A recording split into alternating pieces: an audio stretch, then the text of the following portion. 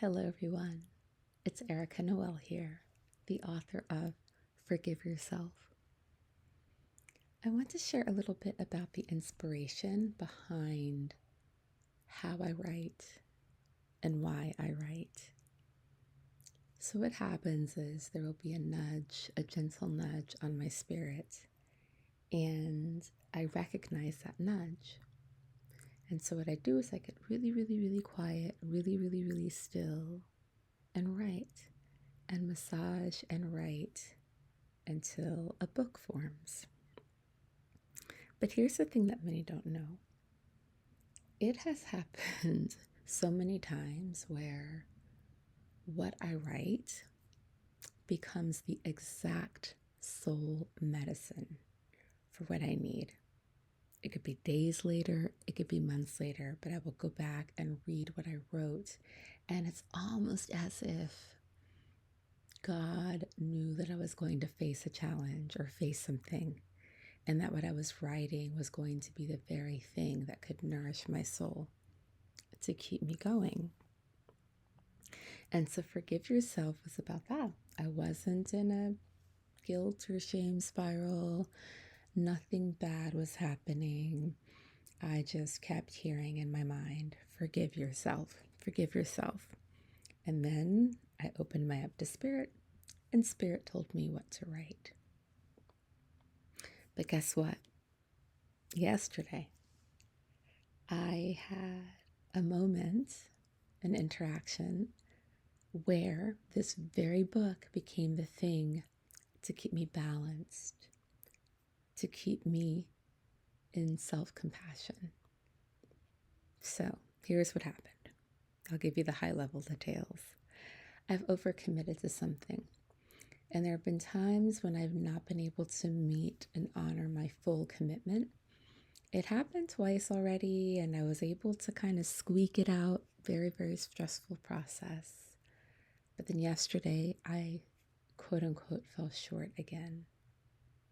And I got a responsible response from the person who said, "Hey, Erica, this can't go on any longer. This is the last time I can give you a slide on this."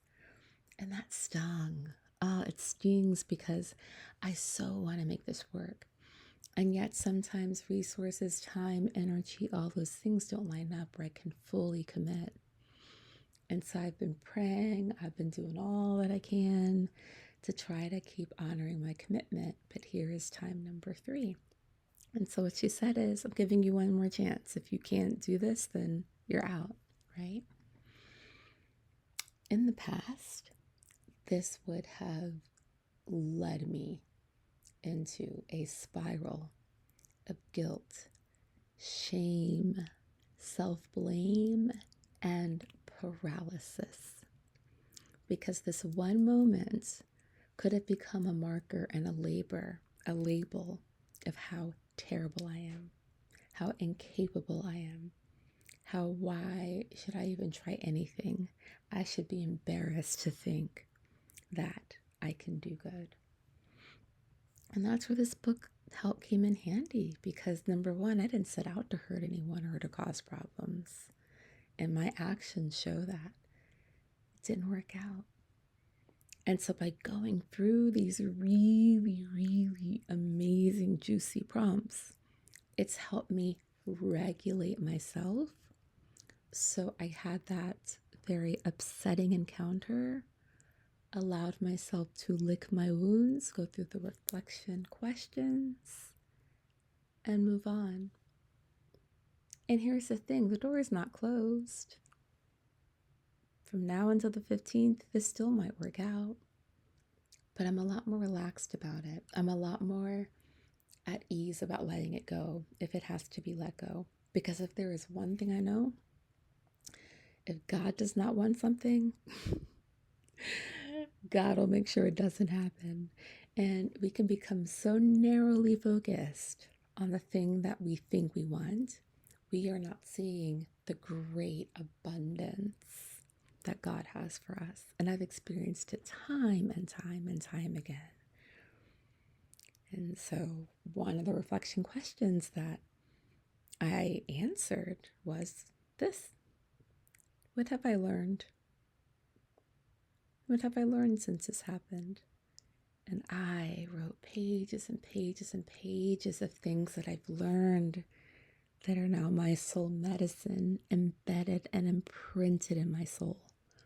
Because I took the time to go through this one reflection question.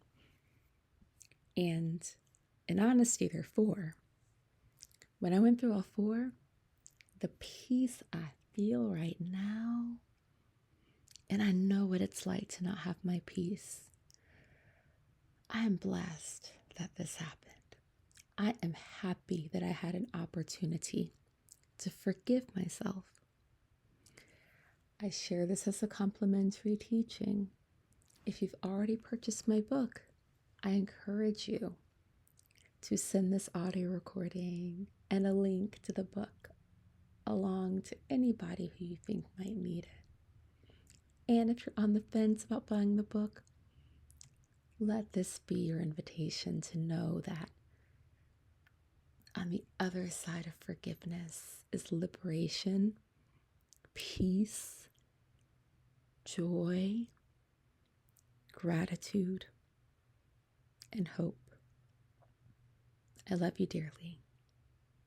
Erica.